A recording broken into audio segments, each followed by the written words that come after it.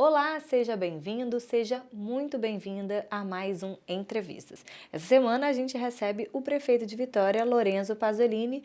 Muito bem-vindo, prefeita. Obrigado pela oportunidade, obrigado pelo convite. Prefeito Lorenzo Pasolini, prefeito de Vitória, delegado de polícia, ex-deputado estadual. Qual é a marca Lorenzo Pasolini na cidade de Vitória? Eu acho que hoje nós temos consolidada a marca do diálogo e da construção coletiva, principalmente a união do povo. Vencemos o período mais difícil, né, da nossa jornada, que era a Covid em 2021, e isso foi fruto de um trabalho, de uma preparação e de um planejamento. Isso tudo mostra que é possível, sim, construir políticas públicas ao lado do povo e para o povo. Mas a marca que nós queremos deixar é o legado da retomada do diálogo, a retomada da capacidade de investimentos com recursos próprios e, principalmente, uma cidade melhor e mais feliz. Isso tudo tem sido atingido dia a dia com muito trabalho e com o nosso povo. Se amanhã Pasolini não é mais o prefeito de Vitória, o que as pessoas, quando rodam a cidade, falam, isso aqui é do Pasolini? É uma marca física? Tem alguma coisa que o senhor esteja deixando mais especificamente palpável, sabe? Que a pessoa pode olhar e registrar? Olha, a capacidade de investimento com recursos próprios nos deu a possibilidade de realizar os sonhos das pessoas. E aqui vou trazer uma obra emblemática, ou duas. Primeira delas, a Orla de São Pedro. Então nós estamos reconstruindo São Pedro, um local que já foi de extrema vulnerabilidade social, que tem uma história maravilhosa e que hoje recebe valorização da prefeitura. Esses investimentos geram emprego, renda e oportunidade para que o morador de São Pedro possa permanecer no seu território. E em pouco tempo, a Grande São Pedro, anota aí, vai ser o ponto turístico mais visitado do estado do Espírito Santo. E a segunda marca concreta, eu acho que é o Mercado da Capixaba, porque o Mercado da Capixaba é o coração do centro de Vitória. É o local onde todos os capixabas se encontravam e vão voltar a se encontrar. Então essas duas obras são emblemáticas. Claro, nós temos outras 8 escolas sendo construídas, unidades de saúde, temos CRAS, CREAS, mas o principal nesse ponto de concretude, de materialidade, são essas obras emblemáticas que nós estamos deixando. As intervenções pequenas nos bairros e essas que de fato mudam a realidade da capital e mudam o Espírito Santo. Ô prefeito, o senhor falou de educação, né? E eu sou mãe de 2 crianças que são da rede pública, que estudam em creche da rede de Vitória. E a gente está vivendo agora a discussão da escola em tempo integral. Eu tenho ouvido muito de parte de mães, assim, eu sou de Jardim Camburi, um bairro que é o maior bairro de Vitória, o maior talvez do estado do Espírito Santo, maior que Isso. muitas cidades, inclusive. E aqui no bairro de Jardim Camburi, porque a redação da S hoje também fica aqui, as pessoas têm possibilidades, né? Então, se ela não quiser, né? Os meus filhos estão na escola justamente que vai se tornar em tempo integral. Se eu não quiser ficar nessa escola, eu tenho outras possibilidades dentro do bairro de Jardim Cambori. Outros bairros não têm essa oportunidade. Como é que está essa discussão que para muitas regiões está sendo como uma imposição, está sendo um pouco mais sofrido, mais difícil assimilar essa mudança, porque ela mexe com a realidade das famílias. A grande questão é que nós, como nação, precisamos entender que a educação é prioridade. Então, quando nós chegamos à prefeitura, nós tínhamos 3 escolas em tempo integral. Uma quarta que talvez era considerada em tempo integral, mas que formalmente não era. 3 escolas. Hoje, nós temos 17 escolas em tempo integral funcionando na capital. É uma mudança de comportamento e uma mudança social muito rápida. Vou dar um exemplo de um território aqui pertinho do nosso, ali em Andorinhas. Andorinhas era o local que nós tínhamos intensos tiroteio, tráfico de drogas, ou seja, tudo que uma família não quer para o seu filho. Era uma realidade muito difícil, em que você tinha conflitos armados entre as organizações criminosas, polícias, guarda municipal, praticamente 3, 4 vezes por semana. Hoje a realidade da Grande Andorinhas mudou. E como que isso se dá? Não só através de ações policiais. As ações da guarda e das polícias, as forças de segurança são importantes, respeitando os direitos humanos, direitos e garantias fundamentais e respeitando o cidadão. Mas a transformação se deu através da educação. Nós levamos a educação em tempo integral para Andorinhas e isso fez com que a sociedade mudasse o seu ponto de vista. Houve essa mesma discussão. Muita gente no início se posicionou de maneira contrária, a maioria das famílias apoiou e hoje é quase uma unanimidade. Então, esse debate, esse diálogo, ele nos ajuda a construir uma cidade melhor, mas não há outro caminho que não esse. A educação em tempo integral é que garante que esses jovens permaneçam na escola e não nas ruas. Então, lá eles têm ensino de línguas, tem cultura, tem arte, tem diversão, tem conhecimento técnico, tem uma formação holística capaz de conduzi-la a um futuro muito menor. E nas periferias essa realidade é muito gritante, porque lá você tem a desigualdade social. E a educação é esse instrumento, é essa mola propulsora para a mudança de vida das pessoas. Então, imagine, nós saímos de 3 escolas para 17 e vamos expandir para o ano que vem. Claro que pode haver e existe alguma resistência, mas isso se vence a partir do conhecimento. E as pessoas têm que ter essa compreensão de que essa educação é que, de fato, vai resgatar uma parte dos jovens que, infelizmente, por um ou outro motivo se perdeu, mas que vai propiciar que todos eles possam caminhar de maneira muito profícua, ou seja, tendo sucesso, tanto na vida pessoal quanto na vida profissional, na sua formação. Esse é o nosso objetivo. E a educação em tempo integral é o caminho que deu certo no mundo todo. Todos os países envolvidos, praticamente todos eles utilizam, porque o local e o lugar de criança é na escola.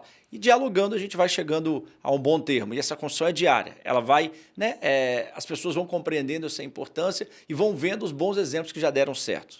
Todas as escolas que nós implantamos hoje na cidade, de 3 para 17, são um sucesso absoluto. Assim, a comunidade, elas são muito felizes e os resultados são extraordinários. Dei aqui o exemplo de Andorinhas porque é apenas o que está mais próximo aqui, né, da área de Jardim da Penha e Jardim Camburi. E aí, também nessa discussão de escola em tempo integral, você falou de criança na escola, de arte, aqueles projetos de Cajum, né, que funcionam nos bairros, nas regiões também, eles serão mantidos ou eles, com o aumento de escolas em tempo integral, isso vai ser suprimido? Não, eles são mantidos. Inclusive, nós temos investido muito na assistência social. Os maiores investimentos na assistência social da história de Vitória estão sendo feitos na nossa gestão. Uma coisa não exclui a outra. O que acontece é que a escola expande o seu atendimento e aí você vai adequando os horários, né, do Cajum, do CRAS, do CRES, ou seja, você expande a assistência social, expande o atendimento, porque essas crianças precisam de fato de atividade.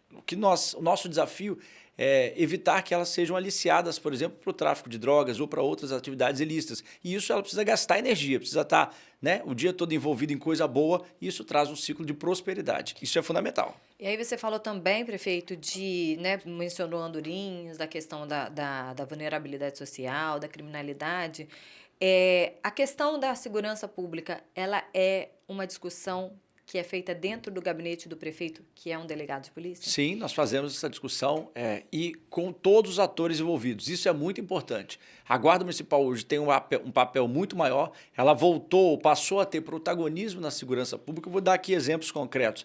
Nós tivemos no final do ano passado, infelizmente, dezembro, novembro e o início de janeiro, a ação de uma organização criminosa que sequestrava mulheres, principalmente de Jardim da Penha. E isso tomou uma proporção gigantesca no estado do Espírito Santo e na cidade. E as mulheres e as pessoas e as famílias também, todas com medo. A Guarda efetuou a prisão de todos esses criminosos. Esses criminosos hoje estão condenados, né, respondendo ao processo judicial, uma parte já condenada. Isso mostra que a ação da Guarda hoje ela é profícua, ela dá resultado. Um outro exemplo, a Guarda efetuou a prisão do segundo homem mais procurado do estado do Espírito Santo, mais perigoso do estado do Espírito Santo. Isso era inimaginável. Hoje a Guarda Municipal atua no protocolo e tem protocolos, convênios, acordos de cooperação técnica com a Polícia Federal, com a Polícia Rodoviária Federal, com as agências estaduais.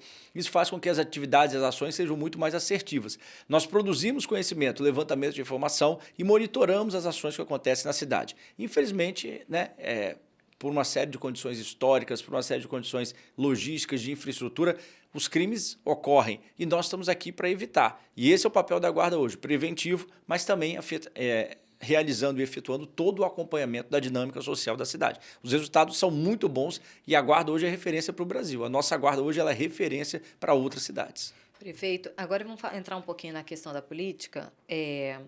A gente recentemente, hoje, publicou uma pesquisa no mês de julho, e aí aponta que o seu percentual de aprovação na espontânea vai 19%, na estimulada até 21%. O senhor pontuou algumas coisas aqui, e se eu perguntar, na área da saúde, o senhor vai mostrar avanços naturalmente, né? O senhor imagino que esteja trabalhando muito para isso.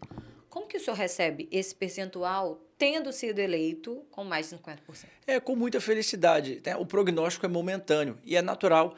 Hoje nós estamos preocupados em levar avanços para a cidade. a eleição está muito longe. Então, assim, essa pesquisa mostra uma realidade e é um momento que a sociedade vive. E nós precisamos melhorar a vida das pessoas. Isso é fundamental.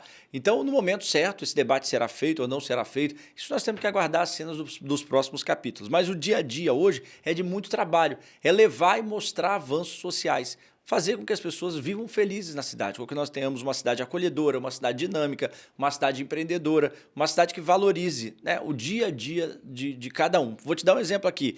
Hoje, por exemplo, de manhã, 7 horas da manhã, eu estava iniciando, junto com a nossa equipe, recebendo um empreendimento que vai gerar 500 empregos na cidade. Quer dizer, em um único empreendimento você gera 500 empregos. E nós já somos líderes na geração de emprego no Espírito Santo. Isso muda a realidade das famílias, porque é um pai que está desempregado, é uma mãe que está fora do mercado de trabalho e que recebe uma oportunidade de inserir ou de se reinserir no setor produtivo de maneira formal, com carteira assinada. Essa é a nossa preocupação.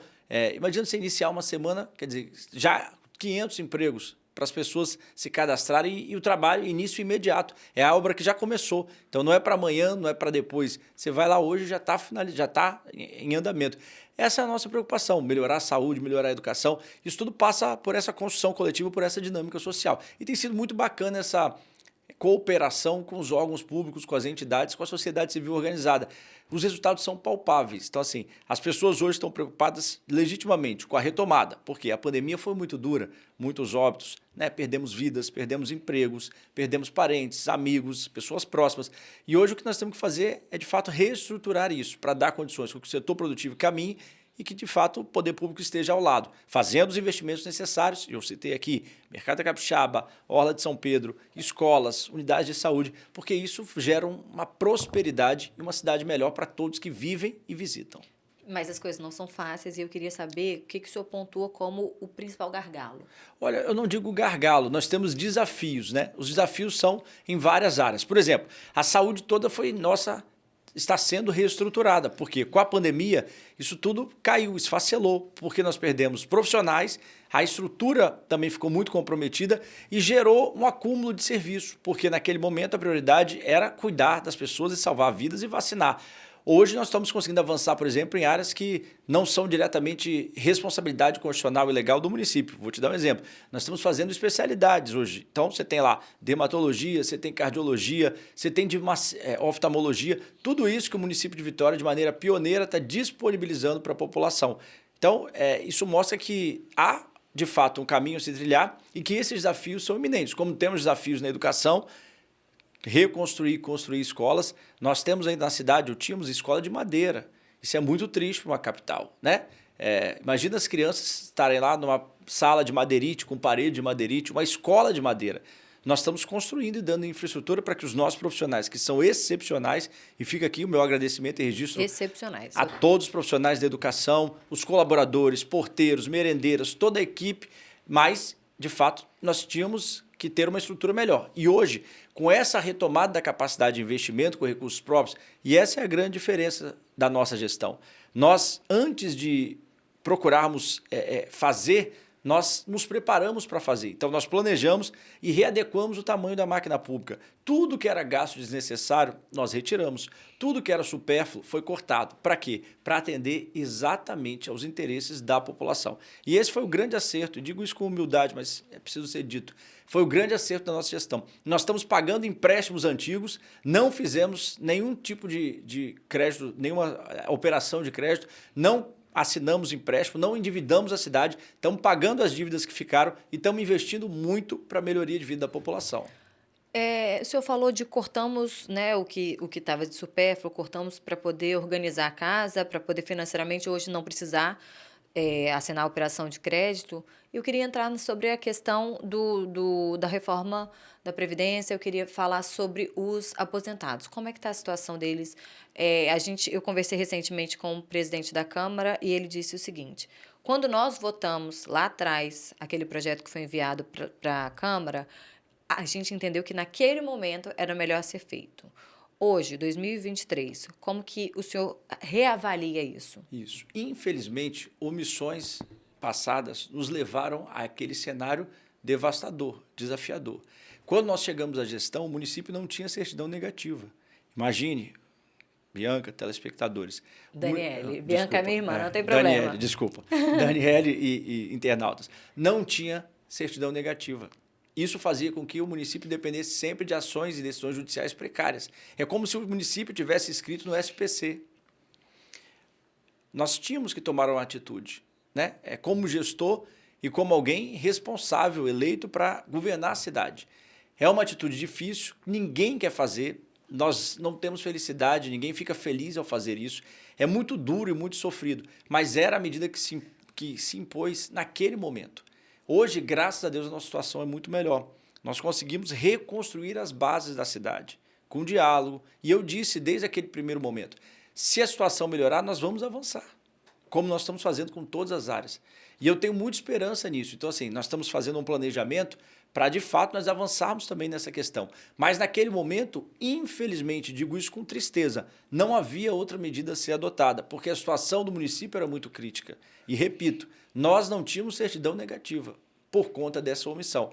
Essa era uma obrigação que todos os municípios, estados, que o setor privado fez. A reforma da Previdência já era uma realidade no Brasil e era uma pauta antiga de Vitória, que infelizmente ficou esquecida, trazendo dificuldades e prejuízos na vida das pessoas. Por isso, então, a necessidade da adoção dessas medidas naquele momento, que são, repito, medidas duras, impopulares, que nós não queríamos fazer, mas naquele momento não havia outro caminho. Nós precisávamos preservar o interesse público. Imagina se o município entra numa situação de dificuldade financeira e não tem dinheiro durante a pandemia. Toda aquela logística de vacinação, que não é barata. Vitória foi referência no Brasil. Há 3, 4 semanas atrás nós fomos receber um prêmio sobre isso. A cidade que mais vacinou, que melhor vacinou no menor tempo e com o melhor planejamento. Isso exige investimentos. Então, assim, naquele momento era necessário. É uma tristeza? De fato é. Mas, infelizmente, teve que ser feito. E agora nós vamos avançar, porque com essa organização, com a redução de despesas desnecessárias, com a qualificação dos gastos públicos, nós conseguimos chegar a um patamar muito melhor. E tem previsão para isso? A gente está em setembro. Tem previsão? Sim, nós queremos fazer isso até o final do ano, o mais rapidamente possível. Essa é a previsão. Vamos lá, prefeito, vamos falar de equipe, né? Apesar de o secretariado, os cargos comissionários serem cargos de livre escolha do prefeito, então a qualquer tempo o senhor tem direito de mudar. Na gestão Pasolini, a gente tem visto que essas mudanças aconteceram muito mais por conta de eleição, né? Quem foi concorrer saiu, e, enfim, por conta da legislação eleitoral. A mudança mais emblemática e mais recente é do secretário de Cultura, Luciano Gang, que ele saiu, primeiro, por críticas das comunidades LGBTQIA+, lá atrás, e agora o nome dele novamente, né, a pasta que ele coordenava, novamente envolvida em reclamações, críticas e até denúncias da Câmara de Vereadores. Essas mudanças, essa saída dele novamente foi motivada por isso? Não, Daniele, assim, tem muita tranquilidade. A coisa é no dia a dia. Como é que nós vamos levando isso? Ouvindo o povo. Então, o secretário Luciano fez uma grande contribuição para a cidade, retomou as ações culturais. De fato, hoje Vitória tem uma potência cultural muito forte. Nós estamos falando aqui de diversos eventos que não existiam ou que estavam esquecidos na cidade. E aí você pega, como nós estamos aqui hoje, numa segunda-feira, nós acabamos de ter um mini desfile de carnaval valorizando a comunidade, algo que nunca foi sonhado para a cidade, que nós conseguimos construir, valorizando a economia criativa, valorizando as escolas. Isso movimenta a escola o ano inteiro. E todas as escolas, ou praticamente todas, têm projetos sociais muito robustos de atendimento à comunidade. Então, teve muito êxito essa jornada do secretário Luciano, do ex-secretário Luciano. Mas isso tudo passa por uma avaliação, por exemplo, em que ele já está também olhando para frente. Ele tem novos desafios, continua na equipe com outros desafios. E ele vai tocando a vida. Então, assim, nós vamos adequando isso. O gestor tem que fazer essa adequação e esse entendimento, junto com a sociedade, com a equipe, do que é mais importante naquele momento. Ele tem os desafios que estão postos e teve isso na gestão, conseguiu de fato retomar a atividade cultural da cidade, trouxe muita coisa boa, Festival de Chorinho, Vital, Carnaval, ações de todos os segmentos que foram contemplados. E isso é no dia a dia. E a gente vai medindo isso e junto com a sociedade nós vamos construindo as melhores opções. O novo secretário, né, Edu Henning, ele realmente foi uma escolha técnica com aprovação de um partido político? Ele veio a partir do momento em que nós fomos fazer uma busca por nomes. Então, nós fomos buscar nomes, né, que tenham afinidade, que tenham ligação com a área. E o Edu é um quadro excepcional, tem um vasto currículo, é conhecido no Estado do Espírito Santo, no Brasil e no mundo. né? Então, nós ficamos muito felizes com a aceitação dele do convite. E esse convite também é dialogado com os partidos políticos, porque, de fato, nós estamos ali numa atividade eminentemente política, então nós precisamos ouvir as agremiações, as instituições, os partidos, para construir coletivamente uma cidade. Então, passa exatamente por isso. Prefeito, falando do partido político, o senhor é afiliado ao Republicanos, e o Republicano ele se define como o verdadeiro partido conservador do Brasil. O senhor se identifica nesse perfil? Sim, desde a nossa trajetória sempre, né, tive posicionamento claro, por exemplo, contrário ao aborto, contrário à legalização de drogas. Então, isso tudo mostra e demonstra o conservadorismo. Mas isso não tem dificuldade nenhuma em conviver com as diferenças. Isso está claro na nossa gestão. Sempre ouvindo, dialogando. Mas, claro, a nossa essência, a nossa raiz é essa. Não tem dificuldade nenhuma. Nós queremos avanços econômicos, queremos distribuição de renda, por isso fazemos maiores investimentos sociais. Isso tudo vem a partir da qualificação da gestão pública. Então, essa é a grande... Eu acho que a grande força que tem movido a nossa capital. Buscar as pessoas certas para posicioná-las na gestão pública e entender que cada um tem que colaborar para termos uma cidade melhor. E o senhor não avalia ou não foi convidado... Desculpa, são duas perguntas diferentes. Avalia sair do partido? Não. Chegou a receber convite de outros? Nós fomos convidados por diversas outras agremiações, mas estou muito bem, feliz no Republicanos, satisfeito e a convivência, graças a Deus, é muito harmônica. E aí, a gente também mencionou sobre a Câmara, né, de Vereadores, sobre o projeto de lei discutido lá, da reforma e tal. E eu, Daniele, não avalio que a relação do Executivo com o Legislativo seja ruim. Mas, mesmo assim, tenho muitas críticas. A sua posição é pequena, mas bastante barulhenta. E chegou a apresentar pedido de impeachment. Como é que o senhor faz para melhorar cada vez mais essa relação com a Câmara? Olha, a relação com a Câmara é muito saudável, né? Nós entendemos todas as ações e principalmente os movimentos políticos e com a aproximação do calendário eleitoral isso vai se tornando cada vez mais frequente. É natural e é normal. E cada um tem o direito de se expressar. Havendo o respeito, não há dificuldade nenhuma. Essa condição do dia a dia é muito bacana. De fato, hoje nós temos vereadores que atuam, em sua grande maioria, pelo desenvolvimento da cidade. Isso é muito bom. Que atuam com foco no cidadão, na melhoria da vida do cidadão.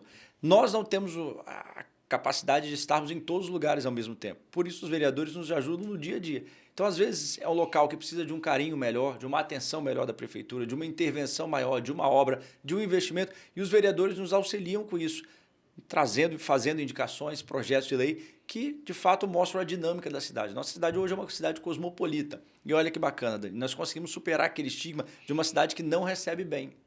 O Espírito Santo era visto assim de fora para dentro, né? E hoje Vitória, de fato, é uma cidade turística. Ano retrasado e o ano passado, nós batemos os índices aí de ocupação altíssimos da rede hoteleira. Fomos a cidade que mais recebeu turistas do Brasil. Nota A no turismo, a única do Espírito Santo, classificada como nota A. Então, assim, isso mostra que a força e a pujança da cidade voltou.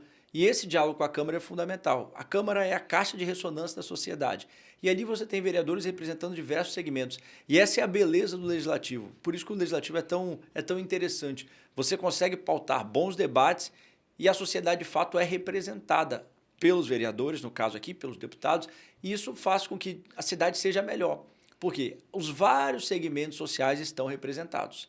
Você consegue ouvir e tirar conclusões que vão colaborar para a gestão pública. Então, assim, a Câmara ajuda muito a cidade a crescer, ajuda a nossa gestão a melhorar cada dia e a vencer os desafios. E o senhor, eu vou ressaltar o fato de o senhor ser delegado de polícia, porque em algumas coisas que acontecem no país e no mundo, a polícia ela está diretamente ligada. E aí, recentemente, o Leandro Piquet, novamente presidente da Câmara de Vereadores de Vitória, que é delegado também, assim como o senhor, esteve comigo e ele falou assim, a Câmara de Vereadores hoje é como aquela Boate Kiss que pegou fogo no sul do país e matou tanta gente. E ele disse que já levou esse pleito para a Prefeitura de Vitória para que a Prefeitura avalie locais para que a gente possa transferir o prédio, né, a sede do Legislativo para outros lugares. Como é que está isso? Isso. O presidente Piquet, assim, tem tido muita sensibilidade ao analisar temas importantes da cidade. Esse tema é um tema importantíssimo porque nós precisamos dar segurança aos servidores, aos colaboradores, aos vereadores e às pessoas que estão ali, o cidadão que vai à Câmara. E o local do cidadão é a Câmara mesmo, ele tem que ir à Câmara, à Prefeitura, cobrar, verificar o andamento, né, das suas demandas legítimas, lideranças comunitárias que estão sempre conosco.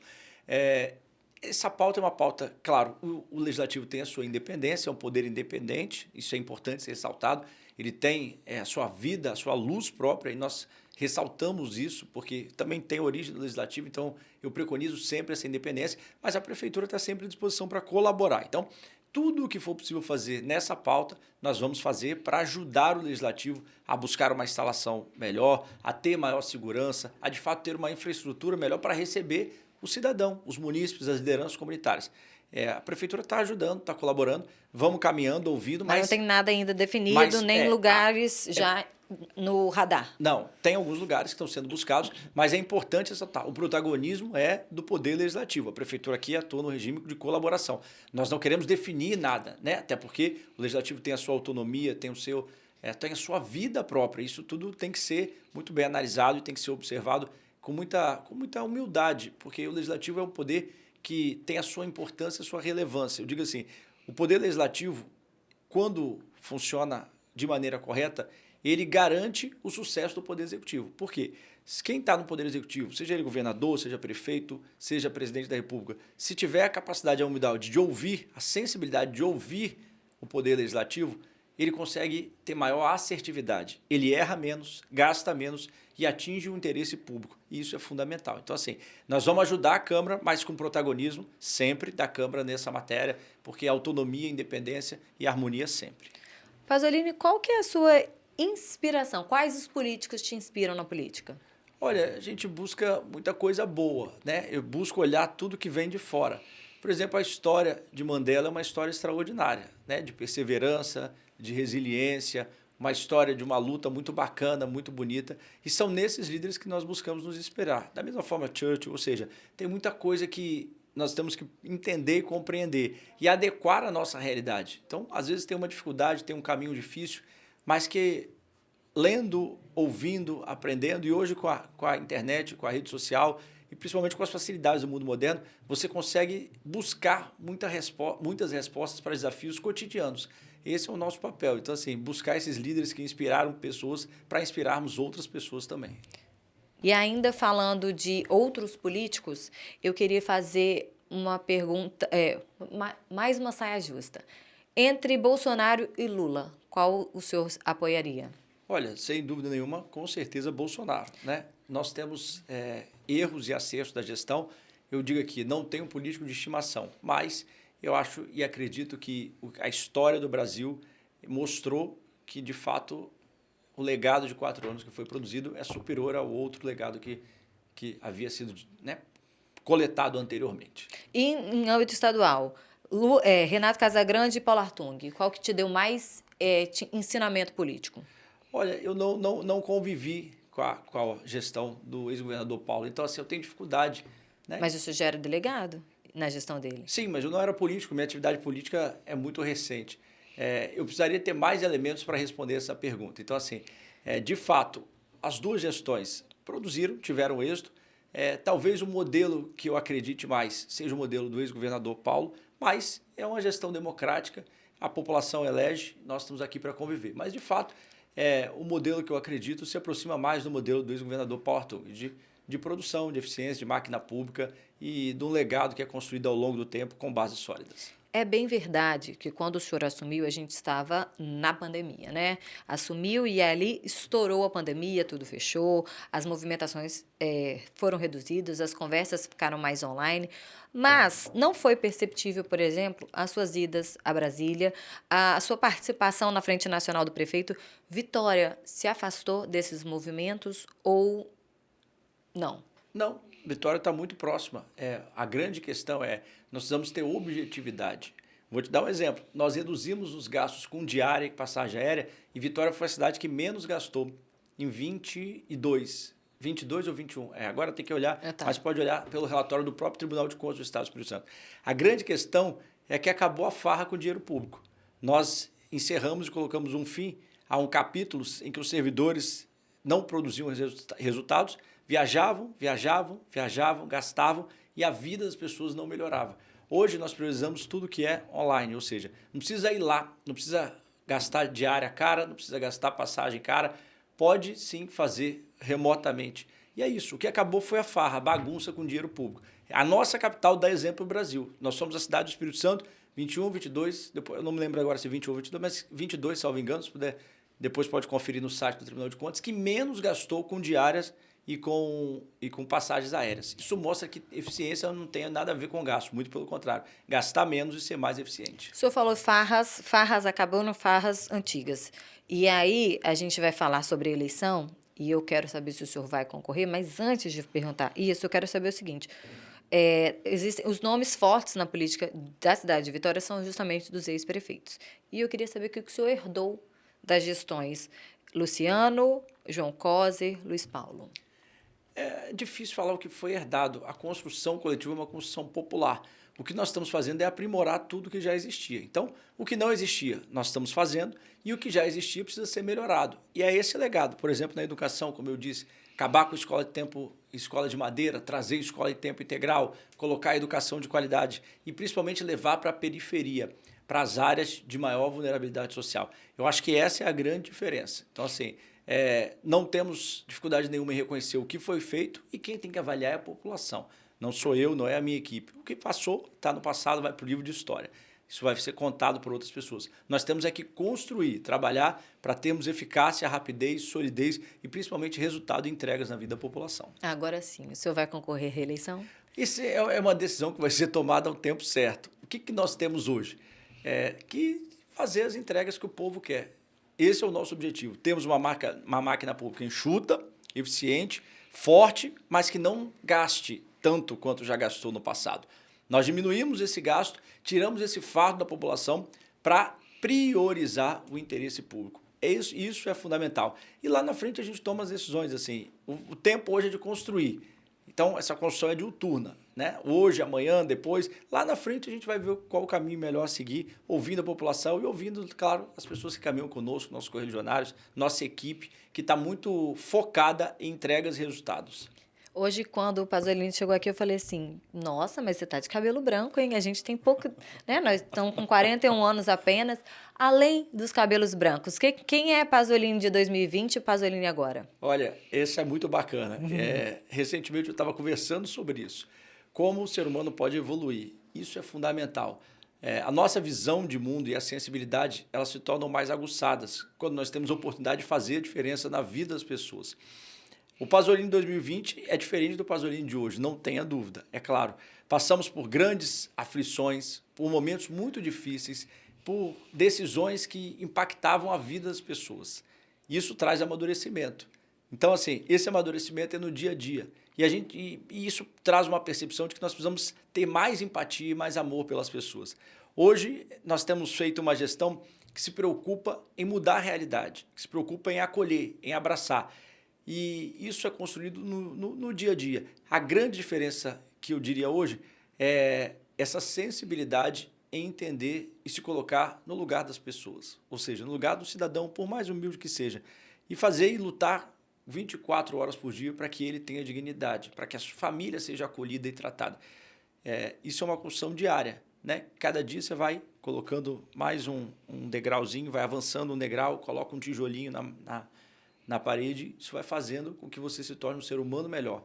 Isso é fundamental. Então, assim, eu tenho muita gratidão ao povo capixaba que me colocou na Assembleia Legislativa, ao povo capixaba que me colocou, né, para representá-lo na capital do Estado do Espírito Santo. É muita responsabilidade e nós vencemos uma barreira, né, da idade, da juventude, muitas pessoas falavam. E hoje nós provamos e comprovamos que é possível, sim, fazer uma gestão diferente, como os exemplos que nós conversamos aqui hoje. Isso impacta positivamente a vida das pessoas. A gente passou em 2022 uma eleição muito polarizada, muito sofrida. O senhor falou de sensibilidade. A gente viu as pessoas dentro das suas próprias casas se separando e não tiveram essa sensibilidade de separar a minha opinião, a minha decisão no voto com o comportamento. O senhor acha que isso vai ser mantido no ano que vem? Olha, eu tenho lido um pouco sobre isso. É difícil ainda ter uma posição firmada, né? Acredito que demande algum tempo e análise sociológica e política. Temos que entender esse recado do cidadão, o recado que veio das urnas recentemente e o recado dos cidadãos. E o que o senhor entendeu? Qual a sua interpretação do que veio? Eu acho que na eleição municipal as pessoas estão preocupadas muito mais com o seu dia a dia, com a rua, com a unidade de saúde, com a escola, coisa que permeia a sua realidade mais próxima, o município onde as pessoas vivem. Né? A questão, por exemplo, nós estamos fazendo agora o grande investimento no lazer das crianças, os parques hoje que nós estamos, parques kids, divertimento para as crianças. Eu acho que elas estão mais preocupadas com isso na eleição municipal, com o dia a dia, mas nós temos que acompanhar. É um fenômeno social, isso muda muito rapidamente. Então, assim, manter isso no radar e tentar entender qual a necessidade principal do cidadão. E a gente vai caminhando para o final, mas antes, sem falar, mencionou lazer, entretenimento, nós estamos com o retorno do Vital. Qual foi a sua avaliação da edição de 2022 e estamos nos aproximando da edição de 2023?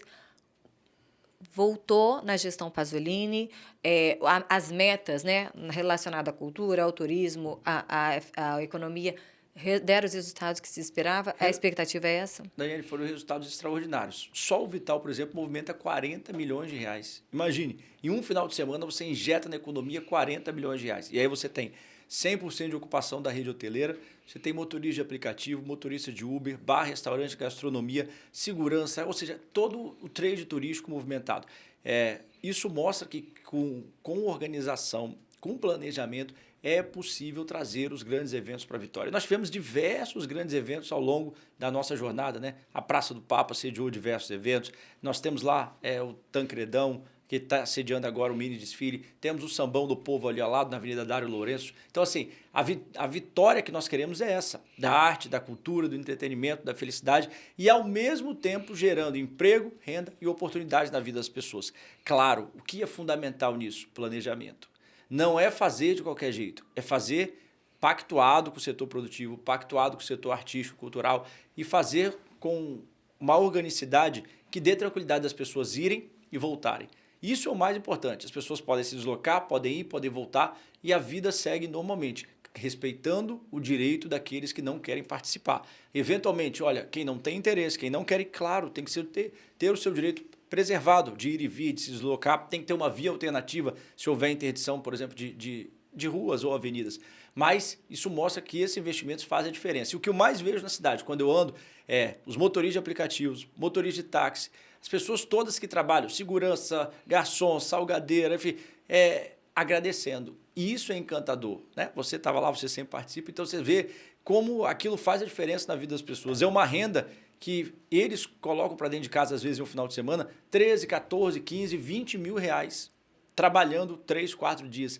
Para uma família com uma renda um pouco menor ou que passa dificuldade financeira, isso faz a diferença durante muito tempo. Então, assim, é muito bacana isso. É muito bacana ver o setor produtivo pujante, forte, as pessoas trabalhando e, ao mesmo tempo, a grande maioria se divertindo. É a alegria, a autoestima do povo. Então, para a gente terminar, já que nós estamos no mês de setembro e é o mês do aniversário da cidade, queria que você deixasse uma mensagem final para quem está nos assistindo. Olha, nossa mensagem final é uma mensagem de alegria.